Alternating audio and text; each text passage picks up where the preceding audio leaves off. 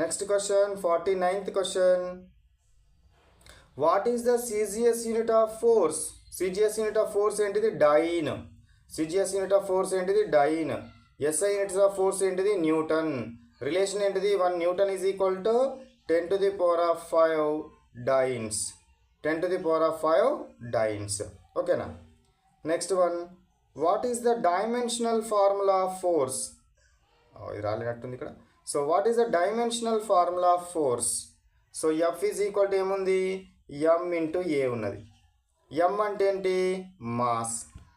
ఏ అంటే ఏంటి? Acceleration. Acceleration అంటే ఏంటిది? Change in velocity. So change in velocity. Change in velocity is called as what? Acceleration. ఓకేనా? Velocity అంటే ఏంటిది? Distance by time. మళ్ళా velocity is equal to what? Distance by time. దీన్ని ఇక్కడ సబ్స్టిట్యూట్ చేస్తే velocity DI is equal to ఏమవుతుంది? Distance by T square అవుతుంది. Distance అంటే మీటర్స్, టీ అంటే ఏంది? Second square. ఓకేనా? Second square. సో కాబట్టి ఇక్కడ ఏమొచ్చింది నాకు? డిస్టెన్స్ అంటే ఇదేమో మాస్, డిస్టెన్స్ ఏంటిది? ఎల్ చే రిప్రజెంట్ చేస్తాం డైమెన్షనల్ ఫార్ములా.